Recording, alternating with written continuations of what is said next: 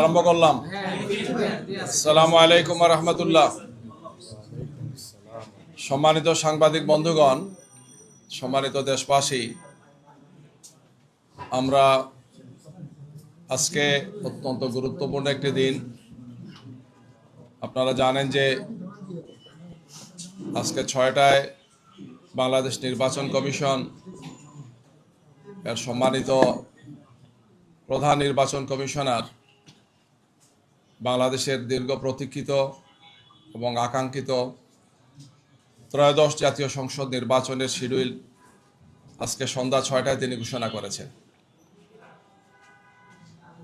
এই শিডিউলকে সামনে রেখে তাৎক্ষণিকভাবে বাংলাদেশ জামাত ইসলামীর পক্ষ থেকে আমাদের সংক্ষিপ্ত প্রতিক্রিয়া আমরা আপনাদের সামনে তুলে ধরছি ইনশাআল্লাহ।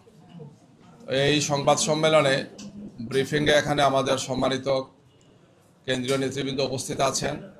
আমার পাশে আছেন আমাদের সম্মানিত সহকারী সেক্রেটারি জেনারেল জনাব মাওলানা আব্দুল হালিম, পাশে আছেন জনাব মোবারক হুসাইন, বাংলাদেশ জামাত ইসলামের কেন্দ্রীয় নির্বাহী পরিষদের সদস্য। আমার আরেক পাশে আছেন ঢাকা মহানগর উত্তরের সংগ্রামী আমির, কেন্দ্রীয় নির্বাহী পরিষদের সদস্য জনাব সেলিম উদ্দিন সহ আমাদের নেতৃবৃন্দ এখানে আছেন। আমরা এই জাতি দীর্ঘ একটি সময় থেকে অপেক্ষা করছিল যে আমাদের সামনের জাতীয় সংসদ নির্বাচনের তারিখ এবং এর সাথে শিডিউলটা কখন ঘোষণা হয়।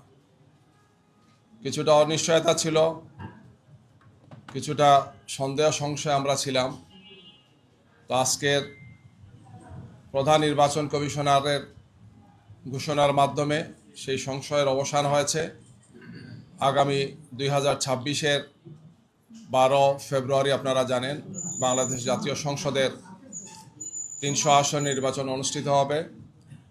আমরা জাতির সাথে সাথে আমরাও মোবারকবাদ জানাচ্ছি এবং এই ঘোষণাকে আমরা স্বাগত জানাচ্ছি। আমরা মনে করি যে এর মাধ্যমে জাতীয় সংসদ নির্বাচন নিয়ে কোনো অনিশ্চয়তা থাকলে সেটা কেটে যাবে ইনশাআল্লাহ। এবং এর পাশাপাশি আমরা এটাও বলতে চাই যে জাতীয় সংসদ নির্বাচনকে সুষ্ঠু, সুন্দর এবং নিরপেক্ষ করার জন্য অনেকগুলো গুরু দায়িত্ব নির্বাচন কমিশনকে পালন করতে হবে। আমরা সে সমস্ত বিষয় নির্বাচন কমিশনকে আমরা অবহিত করেছি। আমরা আশা করব যে তারা সেই সমস্ত গুরুত্বপূর্ণ দায়িত্বগুলো পালন করবে। বিশেষ করে সবগুলো রাজনৈতিক দলের জন্য লেভেল প্লেইং ফিল্ডকে নিশ্চিত করা, অবৈধ অস্ত্র উদ্ধার করা এবং জাতীয় সংসদ নির্বাচনকে অর্থবহ করার জন্যে প্রশাসনিক এবং অন্যান্য যতগুলো দায়িত্ব আছে এই সবগুলো দায়িত্ব পালনে তারা সর্বোচ্চ দায়িত্বশীলতার পরিচয় দিয়ে তারা দায়িত্ব পালন করবেন। এক্ষেত্রে কোনো ধরনের কোনো দুর্বলতা আমরা আশা করব না, যাতে জাতির উদ্বেগ বা উৎকণ্ঠার কোনো জন্ম হয়। আমরা প্রত্যাশা করব যে সুষ্ঠু, সুন্দর, গ্রহণযোগ্য নির্বাচনের জন্যে একটি সুষ্ঠু নির্বাচনকে নিশ্চিত করার জন্য লেভেল প্লেইং ফিল্ডকে তারা নিশ্চিত করবেন এবং এই বিষয়ে সর্বোচ্চ ভূমিকা পালন করার জন্য যেহেতু নির্বাচন কমিশন শিডিউল ঘোষণা করেছেন, তাদের উপর এখন সর্বোচ্চ দায়িত্বটা এসেছে গিয়ে এখন থেকে তারা সেই ভূমিকাটি পালন করবেন, আমরা সেটা প্রত্যাশা করছি। আমাদের শীর্ষ নেতৃবৃন্দ, আপনারা জানেন যে আমরা 8 দল একসাথে আন্দোলন করছি। আমাদের এছাড়াও আরও যে সমস্ত বক্তব্যগুলো আছে আমরা 8 দলের শীর্ষ নেতৃবৃন্দের পক্ষ থেকে বিস্তারিত পর্যালোচনা করে আমরা আপনাদের সামনে সেটিও পেশ করব ইনশাআল্লাহ।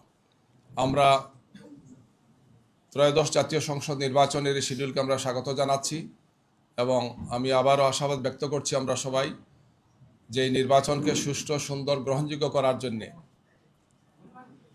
নির্বাচন কমিশনের উপর যে দায়িত্ব, সেই দায়িত্ব পালনে তারা সর্বোচ্চ দায়িত্বশীলতার ভূমিকা তারা পালন করবেন।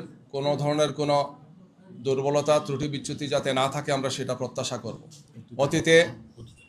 অতীতে দেখা গিয়েছে যে অনেক বিষয়ই আশ্বস্ত করা হয়েছে বা বলা হয়েছে, কিন্তু সেটি কার্যকর হয় নাই।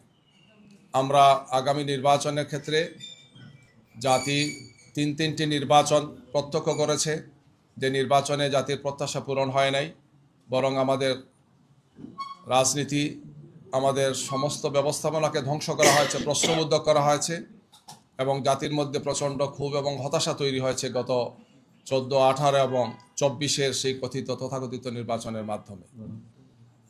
এই জন্যে এ ব্যাপারে আমরা আশা করব আগামী নির্বাচনে তারা সেই দায়িত্বটি তারা পালন করবেন, যেটি জাতির প্রত্যাশা, যে অতীতের এই 3টি নির্বাচনের মতো হবে না, বরং একটি সুন্দর সুষ্ঠু নির্বাচন তারা জাতিকে উপহার দেবেন।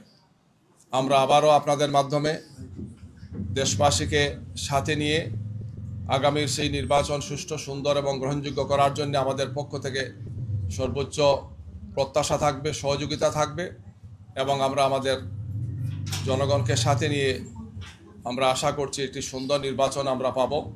জাতি একটি উৎসবমুখর পরিবেশে এই নির্বাচন অনুষ্ঠানের মাধ্যমে একটি সুন্দর সুষ্ঠু ধারায় জাতি এগিয়ে যাবে এবং বাংলাদেশ 2024-এর 5 আগস্টের যে ছাত্র জনতার অভূতপূর্ব গণ অভ্যুত্থান হয়েছে, সেই অভ্যুত্থানের প্রত্যাশা পূরণ হবে ইনশাআল্লাহ। আমরা আপনাদের মাধ্যমে দেশবাসীকে মোবারকবাদ জানাচ্ছি, আপনাদেরকে মোবারকবাদ জানাচ্ছি। এছাড়াও যদি কোনো বক্তব্য থাকে আমাদের শীর্ষ নেতৃবৃন্দের পক্ষ থেকে আমরা পরবর্তীতে আপনাদের সামনে সেটা উল্লেখ করবো ইনশাআল্লাহ। সবাইকে ধন্যবাদ।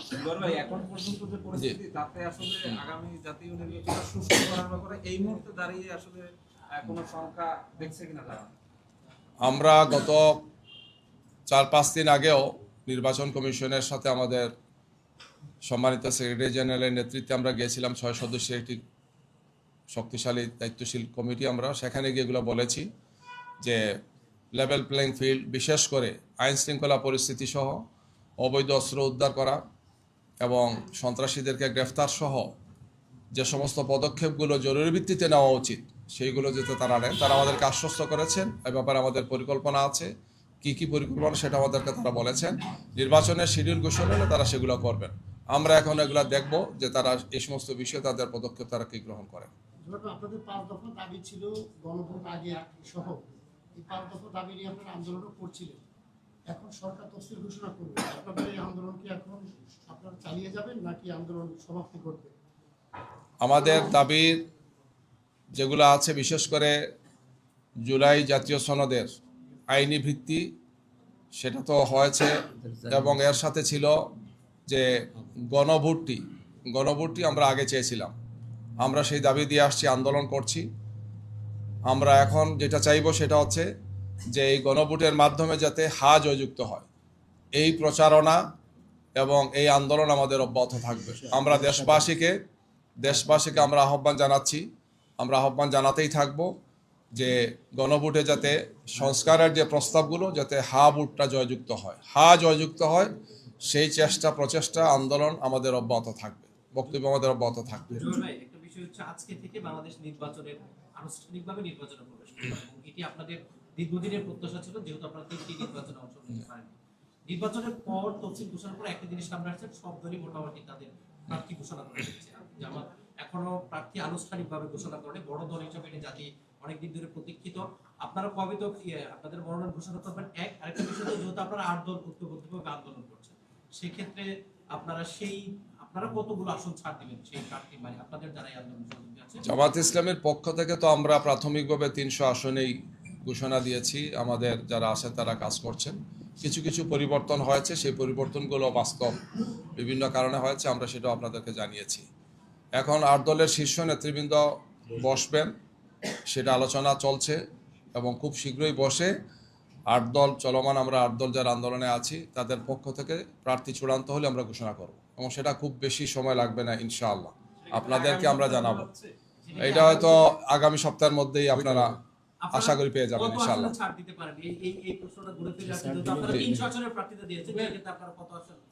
আমাদের লক্ষ্য হচ্ছে যে আমরা যাতে সর্বোচ্চ সংখ্যক আসনে বিজয়ী হতে পারি।